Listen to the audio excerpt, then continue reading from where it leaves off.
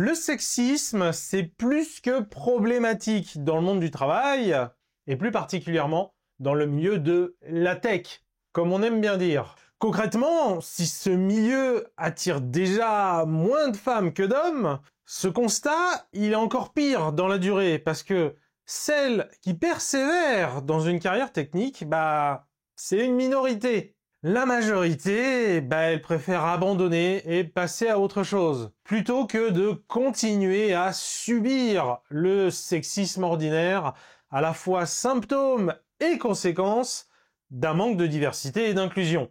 Qu'est-ce qu'on peut y faire? Comment est-ce qu'on peut, à son niveau, agir pour la diversité et l'inclusion? Et c'est un sujet d'autant plus important si tu es toi-même leader agile, parce que tu te retrouves alors au cœur de ces dynamiques. Et ton inaction risque probablement d'amplifier les dérives que tu constates. Pour échanger sur ce sujet et voir comment on peut chacun agir à son niveau, on a invité Maëlys Cohen sur Scrum Life.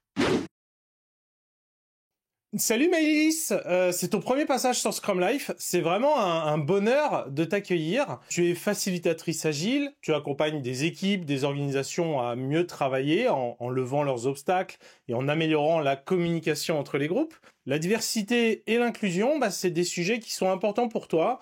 Tu les portes au sein de ton entreprise, mais également à titre personnel. Par exemple, tu es fresqueuse du sexisme. Et puis aussi, tu as fait une belle conférence sur le sujet de la vidéo du jour qui est intitulée « Diversité et agilité ». Et moi, je peux faire quoi? Donc, encore merci d'être là. Merci de m'accueillir, c'est trop chouette pour parler de ces sujets-là qui me passionnent effectivement. On a évoqué en introduction le sexisme, en particulier dans le monde de la tech, comme on dit.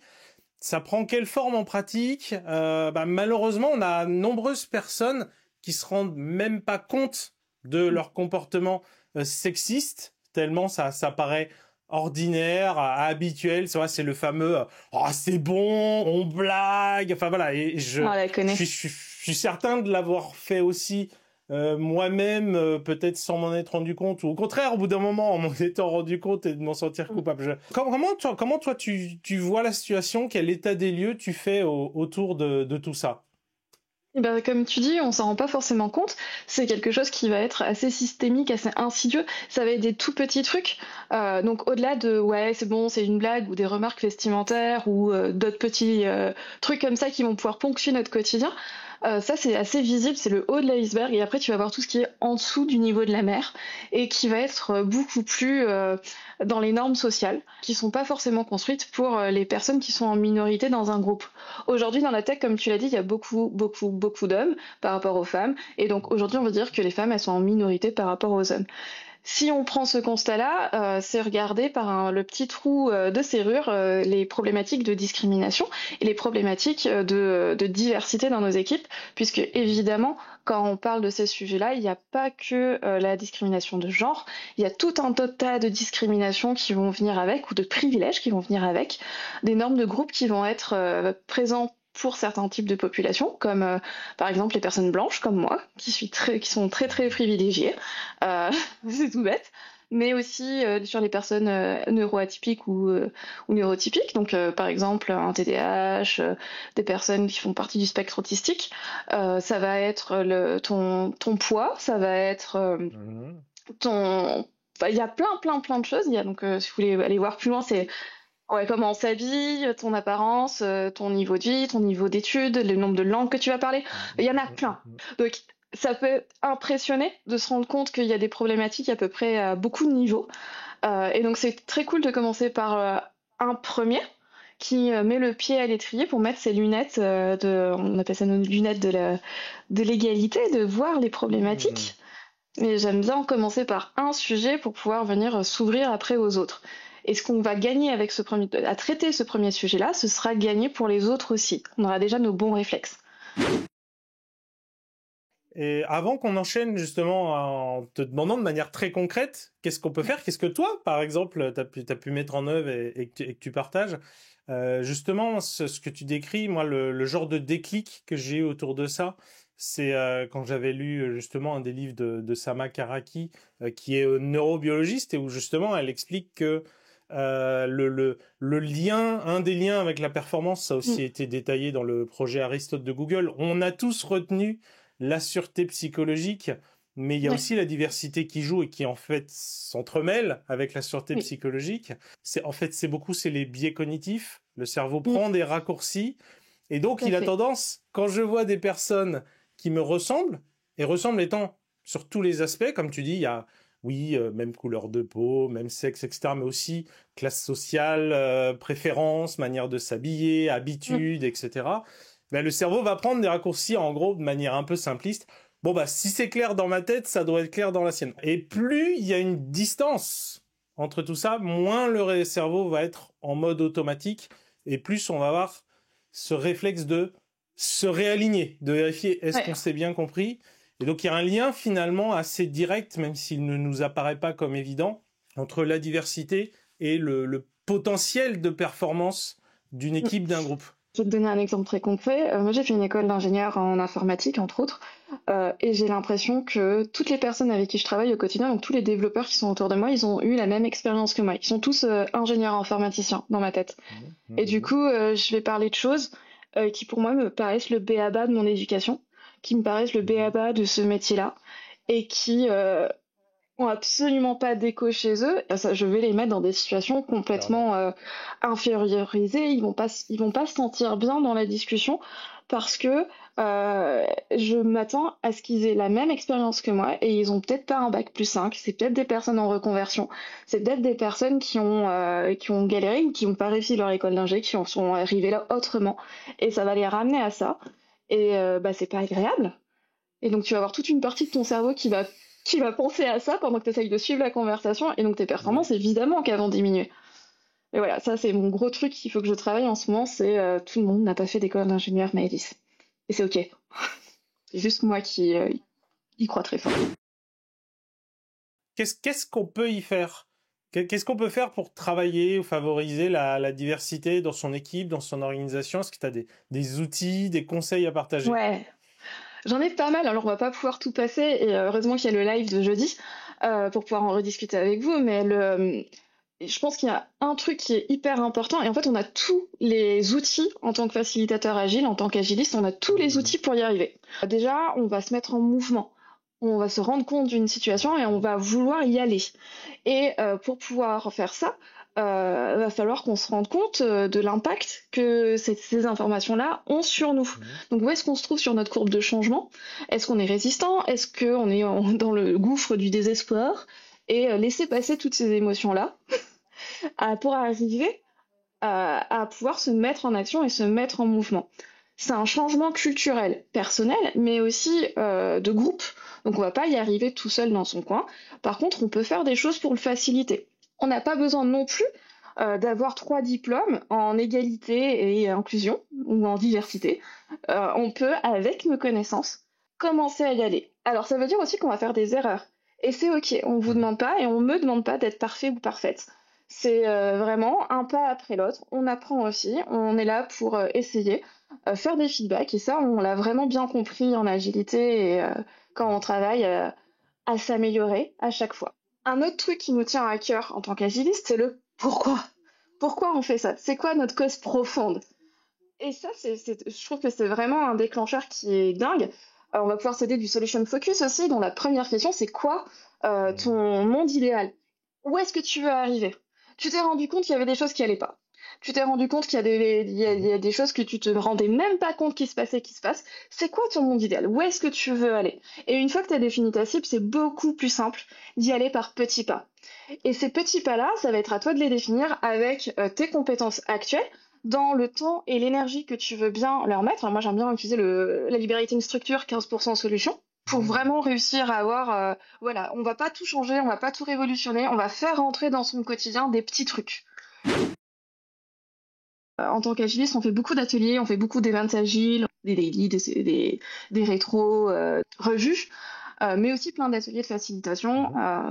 Si vous avez une question ouverte dans ce cadre-là, les personnes elles vont y répondre spontanément, et ça va souvent être les mêmes personnes qui vont répondre, sans avoir forcément réfléchi à la réponse. Parce qu'on nous demande d'avoir un avis sur tout le temps, rapidement.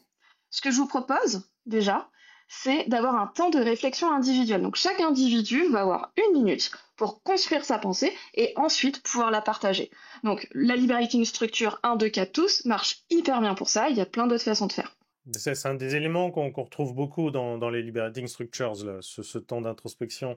Mais c'est hyper important parce que ça te permet de construire ta pensée et d'avoir ce point de vue différent qui va te permettre de résoudre des problématiques difficiles que d'être innovant en fait, d'avoir des nouvelles idées. Si c'est toujours la même personne qui parle en premier avec son même schéma, on va avoir toujours le même résultat. Là, laisser l'idée infuser, pouvoir la permettre de se répandre aussi dans le groupe. Donc c'est pas seulement avoir une idée, c'est comment est-ce qu'elle va se diffuser dans le groupe. Il y a plus de chances que tous les points de vue soient écoutés. Trop facile, 1, 2, 4 tous. Vous avez toutes les informations sur le site, il est vraiment top. Et il y a un autre truc qui me tient particulièrement à cœur dans ces moments-là, c'est le cadre commun explicite. Je parlais de sécurité psychologique tout à l'heure, et Oui. c'est ce que Amy Edmondson va vraiment venir apporter, c'est de dire aujourd'hui on a des normes de groupe implicites, on les connaît pas toutes et on les applique sans trop réfléchir. Le fait de expliciter le cadre, de dire on va s'écouter, donc ça veut dire qu'on va éviter de se couper la parole, essayer d'avoir un focus sur ce qu'on va dire, de pas prendre trop de temps de parole, de laisser les autres parler en son jeu, de pas faire de généralité, de parler de ce qu'on a vécu. Ça va permettre à chacun et à chacune d'avoir les règles du jeu du moment, de changer un peu ces normes de société et de groupe pour qu'elles soient un petit peu plus justes dans la durée. Et donc là, pareil, ça va permettre aux personnes qui n'ont pas forcément l'habitude ou qui n'ont pas forcément la place de pouvoir s'exprimer, de pouvoir avoir une pensée et de pouvoir être écoutées. Ça, c'était beaucoup de choses à dire, mais c'est vraiment sur les events. On a souvent des personnes qui ont ce réflexe de se dire « mais c'est évident, ça sert à rien de le dire » et il y a ce déclic, encore une fois, de se rendre compte « oui, mais on ne pense pas tous pareil » et donc effectivement, oui, c'est une démarche inclusive de remettre les règles du jeu au clair et de réaligner tout le monde au même niveau, quoi. Et ça va permettre de les rappeler quand elles sont dépassées, parce qu'elles sont très facilement dépassées. Ça reste la puissance du mandat. Si on a un cadre, après on peut s'en servir, on peut s'appuyer dessus. Et on peut le construire avec les personnes dans l'équipe pour qu'elles correspondent aussi aux besoins de l'équipe. Donc c'est un cadre qui va être évolutif suivant tes besoins. Tu vas pas avoir le même cadre pour tous les groupes de personnes parce que les personnalités sont différentes, parce que tes objectifs sont différents, parce qu'elles n'ont pas les mêmes besoins, ces personnes-là. Et réussir un moment à co-construire ton cadre pour qu'elles correspondent aux personnes et à leurs besoins, c'est vraiment une grande victoire. Il y a quelque chose qui est hyper impressionnant quand tu fais pas gaffe, et tu peux aller sur les Agile Tours, tu peux aller dans toutes ces conventions-là où tu vas voir plein de gens différents faire des présentations. S'il n'y a pas une attention sur les biais que tu vas et les stéréotypes que tu vas véhiculer, t'en as des énormes qui apparaissent. Le Squad File Check, par exemple, j'avais un jeu de cartes avec plein de petits bonhommes blancs, jeunes, minces, qui illustrent donc le Squad File Check, qui sont des notions de, par exemple, il y a quoi? C'est la valeur, la facilité de livraison, et ça va être illustré par des petits bonhommes blancs en costume. Et ma question, c'est à quoi ça sert? Parce qu'en fait, les équipes, elles vont pas du tout se projeter là-dessus. Et puis en plus, les personnes qui sont encore plus loin que juste j'ai pas de costume au quotidien, elles vont pas du tout se sentir représentées, donc elles vont pas se sentir à leur place. Et les personnes qui font partie de la majorité vont pas penser à ce qu'il y a des personnes qui correspondent pas à ces images-là, en plus de se sentir pas assez bien habillées. Donc même ma question, c'est pourquoi est-ce que j'utilise cette représentation-là? Est-ce que je peux faire autrement? Donc j'ai préféré produire mes propres cartes qui illustrent le propos, mais qui illustrent pas la personne. Et donc là, je vais enlever un biais. Je vais enlever des stéréotypes, en fait. Surtout que sur ces jeux de cartes-là, la seule femme qui est représentée, elle est en communication. Ouais. Bref, on continue le cliché, quoi. On continue le cliché et on va le faire. J'ai un deuxième exemple tout bête. J'ai fait un PI planning où j'ai voulu illustrer ce côté groupe et cohésion. Et j'étais trop fière de moi d'avoir trouvé plusieurs personnages, donc des hommes et des femmes, qui font des trucs pour illustrer mes diapos. Et puis avant de faire cette présentation-là, je me suis rendu compte que toutes ces personnes-là, elles étaient blanches. Bah, ça me prend, oui, ça me prend une demi-heure de plus, mais je vais aller changer la couleur de peau de mes petits personnages pour avoir un peu plus de diversité aussi, et qu'on se rappelle que c'est pas seulement des personnes blanches qui font de l'informatique. Et c'est cool parce que j'en discutais avec des personnes racisées qui me disaient ah bah c'est trop cool, t'as mis des personnes différentes. Et alors pour vous ça vous paraît rien du tout, mais l'impact que ça a sur nous, personnes en minorité dans les groupes, en fait on se sent exister et on n'a pas besoin, on a l'impression de pas avoir besoin de se battre pour exister et être pris en compte, avoir de la représentativité. Et les personnes qui font partie des majorités, et ben ça leur rappelle que c'est une norme, mais c'est pas les seules expériences qu'ils peuvent vivre. Donc de pouvoir mixer un peu. Mais j'étais hyper fière de moi. Bon, après, je me suis rendu compte qu'elles étaient toutes jeunes, ces personnes-là que je représentais. Elles étaient toutes minces et elles avaient toutes l'air valides. Et tu fais, bon, ben, tant pis. Je ne suis pas D'autres parfaite. critères. Ah bah oui, Plus loin. on peut toujours aller plus loin. Donc c'est important de comprendre où est-ce qu'on s'arrête et qu'est-ce qu'on décide de faire. Donc voilà un petit peu sur la représentation, faire attention aux stéréotypes que vos outils véhiculent. Et je pense que c'est encore une fois d'autant plus important que là, le public cœur de Scrum Life, ouais, nous on aime bien parler de leader agile, mais justement c'est des personnes qui ont souvent ce rôle de se mettre en avant ou de mettre en place ou d'accompagner ou de faciliter, et donc c'est d'autant plus important. Dans les exemples que tu as donnés, on retrouve beaucoup cette notion de poser le cadre, et effectivement c'est souvent une part du travail, et donc c'est vraiment encore une fois d'autant plus important qu'on soit conscient de ça, parce qu'il y a aussi ce côté pervers, quand on est dans la majorité, on a tendance à ne pas le voir tant qu'on n'a pas eu une forme de déclic. Et puis en plus, on est au niveau des biais intellectuels, et le côté pervers des biais intellectuels, c'est que même lorsqu'on y est sensibilisé, on y reste sujet quand même. Tout à fait. Donc c'est vraiment important d'avoir toujours des piqûres de rappel. Ouais, c'est ça. Et moi, dans mon quotidien, c'est ce qui se passe. Je produis quelque chose et je dois me relire plusieurs fois, ou je dois réfléchir plusieurs fois à savoir quels sont les stéréotypes ou les biais qui sont infiltrés dans mon travail, parce que j'étais en mode automatique. Parce que ça me coûte beaucoup moins d'énergie d'être en mode automatique.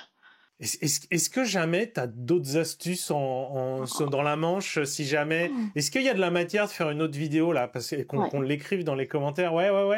Bah alors, donc, toi qui nous regardes, si le sujet, tu veux qu'on le creuse plus, dis, mets le pouce vers le haut, bien sûr, et puis écris un commentaire, voilà, réclame Maëlys, une autre vidéo. Et il n'y a pas que moi qui traite ces sujets-là, hein. Il n'y a pas que moi qui traite ces sujets-là. Donc c'est intéressant d'avoir mon point de vue, mais c'est aussi cool d'aller chercher celui des autres. Je suis contente parce que je sais que je suis discriminée dans mon quotidien de temps en temps, ça m'arrive, mais aussi que je discrimine, alors à mon insu, et comme tout le monde. Et c'est ça qui est intéressant, c'est de pouvoir avoir des points de vue différents pour pouvoir mieux comprendre ses postures. Bon, après, ça pique un peu des fois quand même. Quand tu t'en sers bien et que tu te loupes, tu fais ah. Est-ce qu'il y a quelque chose que tu voudrais dire, partager, demander à la communauté de Scrum Life? Moi, ce que je vous propose pour continuer sur ce sujet en toute autonomie, c'est vraiment de regarder dans votre veille si vous avez ces inputs diversifiés. Est-ce que vous avez des femmes, des personnes de couleur, des personnes d'autres cultures qui viennent vous apporter des outils? Vos livres, est-ce que c'est toujours le même type de personnes? Alors pourquoi je dis ça? Parce que, toujours pareil, pouvoir diversifier ces ressources, pouvoir diversifier les inputs que vous allez avoir, ça va vous permettre de réduire vos biais et ça va pouvoir vous permettre aussi d'avoir de nouvelles idées. Et quand vous favorisez donc ce cadre, quand vous favorisez les personnes en minorité, vous favorisez aussi les personnes dans la majorité, puisque tout ce que vous allez mettre en place pour limiter les discriminations, ça va bénéficier aussi la majorité à se sentir mieux dans son cadre de travail.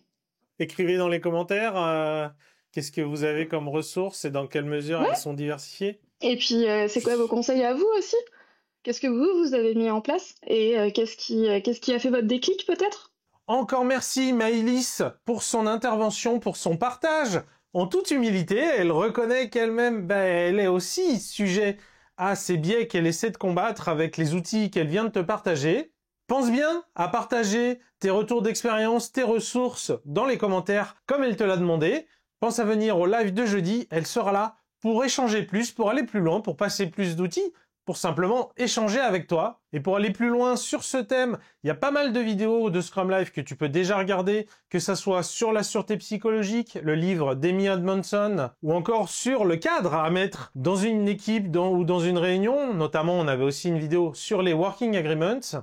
Clique ici pour continuer le visionnage. Je te dis à très bientôt dans une nouvelle vidéo. Vous êtes mes plus grands fans!